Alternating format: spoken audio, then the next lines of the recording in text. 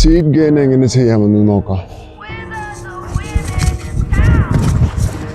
Cheat gain ചെയ്യുന്നതിന് മുമ്പ് നിങ്ങൾ ജെ സ്റ്റെപ്പ് പഠിക്കേണ്ടതുണ്ട്.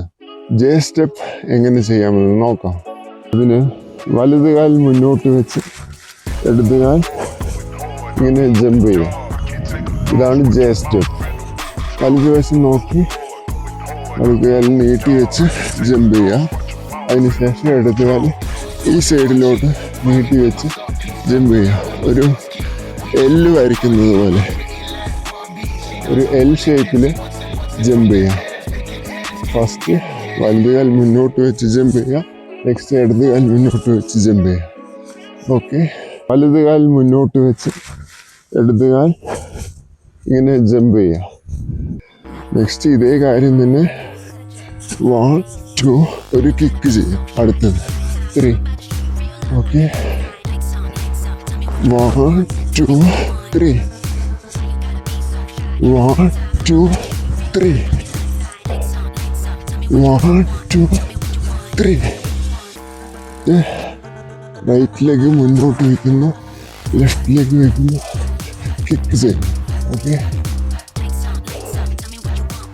1 2 3. ശ്രദ്ധിക്കേണ്ട ഒരു കാര്യം, കിക്ക് ചെയ്യുന്ന സമയത്ത് 1 2 സൈഡിലോട്ടാണ് കിക്ക് ചെയ്യുക. ഒരു 45 ഡിഗ്രി സൈഡിലോട്ട് കിക്ക് ചെയ്യണം. ഓക്കെ, 1 2 3. ഇത്തരത്തിൽ പലതവണ ട്രൈ ചെയ്ത് നോക്കുക. 1 2 3. ഓക്കെ, ഇനി ഈ കിക്ക് ചെയ്ത കാലിൽ തന്നെ തിരിഞ്ഞൊന്ന് ജമ്പ് ചെയ്ത് ലാൻഡ് ചെയ്യാൻ നോക്കുക. 1 2 3 1 2 3 1 2 3. ഓക്കെ,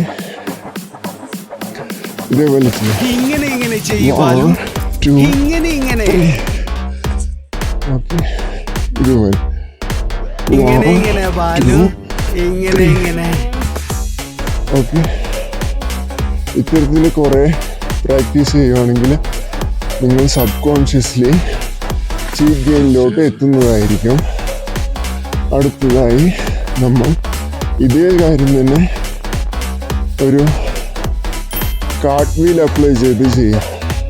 1 2 3. ഓക്കെ, സെയിം സാധനം തന്നെ 1 2 3. ഇത്തരത്തില് കാർട്ട് വീൽ ചെയ്ത് ചെയ്യാം. അപ്പോൾ കൂടുതൽ നിങ്ങൾക്ക് പിന്നിലോട്ട് പോകുമ്പോഴുള്ള പേടിയൊക്കെ മാറിക്കിട്ടുന്നതായിരിക്കും. സോ ഇതുപോലെ ചെയ്യുന്നു. 1 2 3. ഇത്തരത്തിൽ കുറേ തവണ പ്രാക്ടീസ് ചെയ്യും. 1 2 3.